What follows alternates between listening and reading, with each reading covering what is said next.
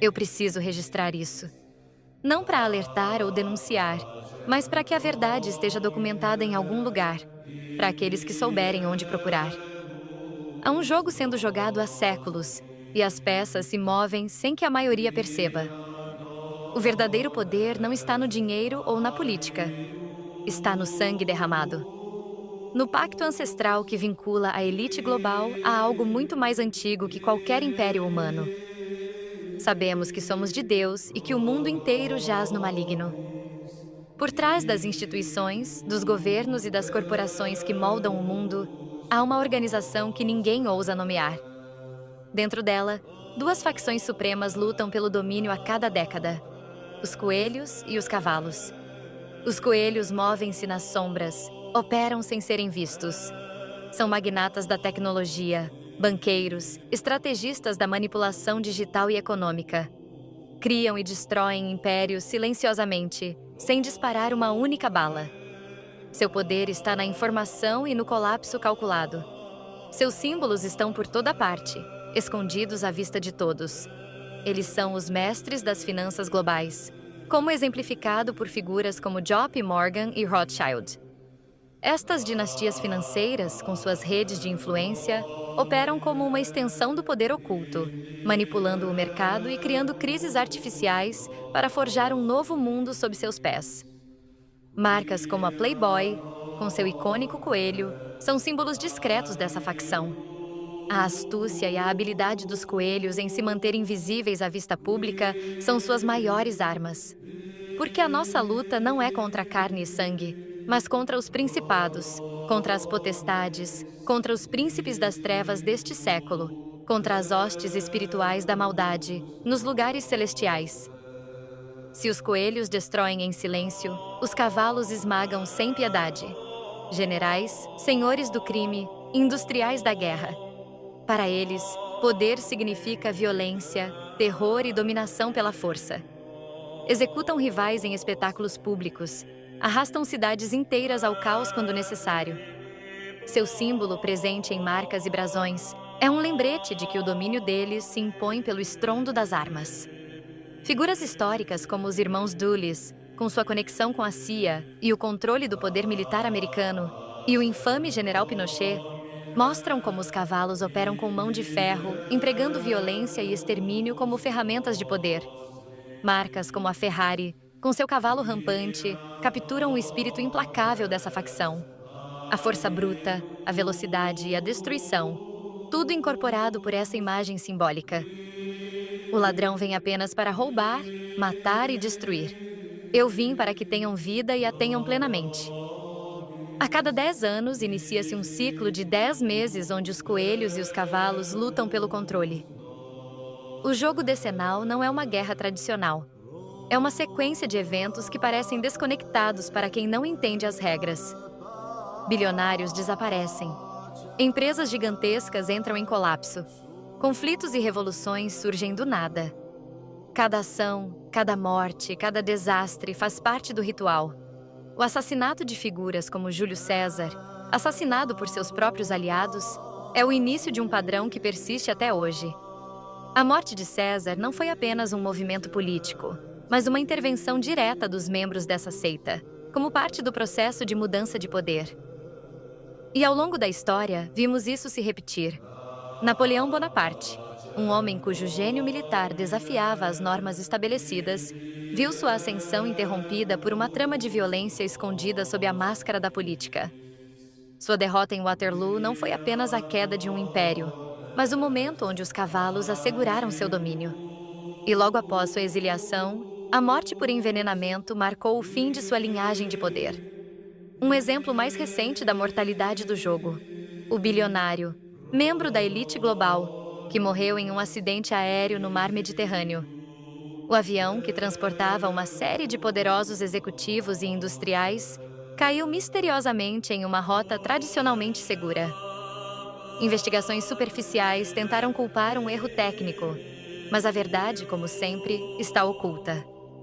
Aquela morte foi mais um sacrifício, uma jogada no tabuleiro das facções, onde aqueles que se tornam peças obsoletas são removidos com a frieza de quem sabe que o poder nunca é garantido.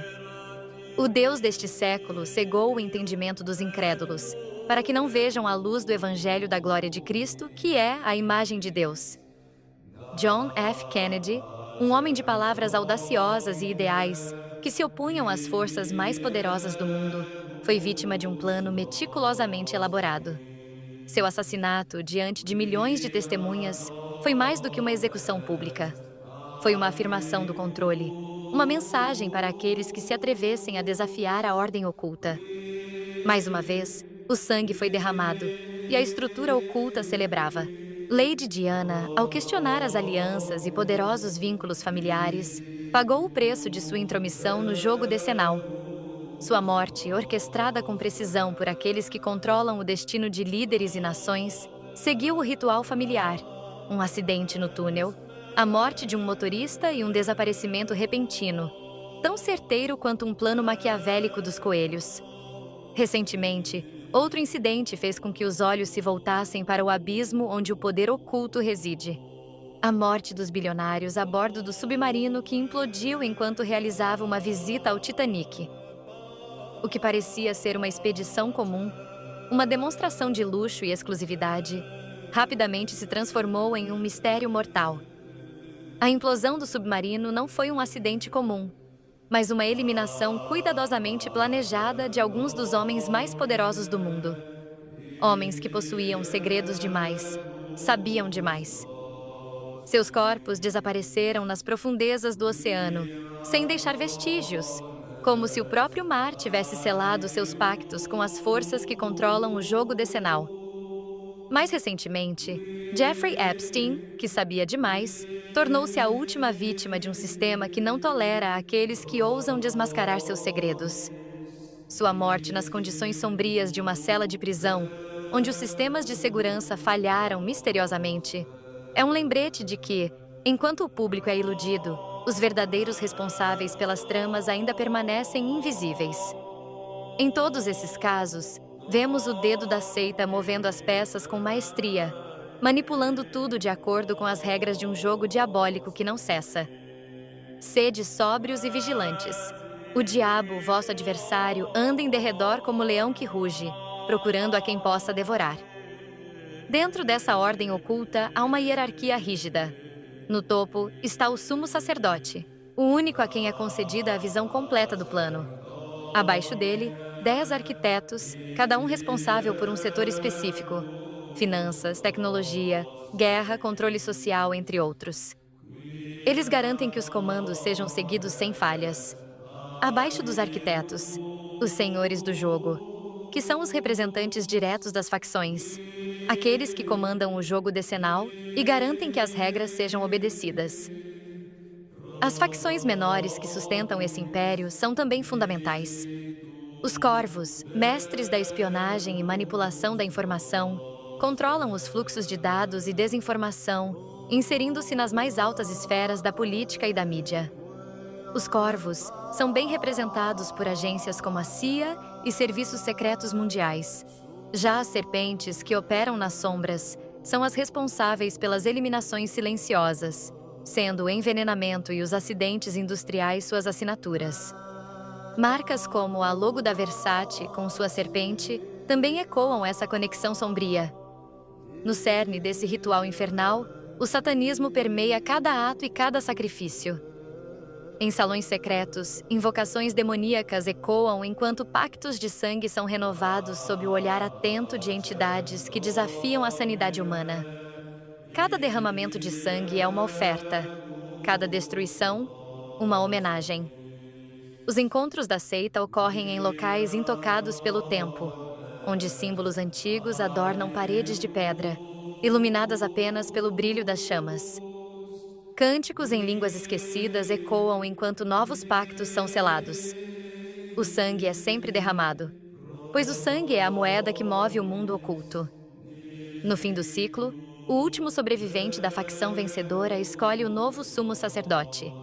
Ele será o guardião dos rituais pelos próximos 10 anos, garantindo que os pactos sejam honrados e que o equilíbrio entre as forças ocultas continue intacto. Isso não é teoria, é estrutura, é ordem. O mundo gira sob essas regras, e os que estão no topo compreendem e aceitam isso. A próxima edição do jogo decenal está prestes a começar. Os sinais estão por toda parte para quem souber ler. Não vos maravilheis de que vos disse: necessário vos é nascer de novo.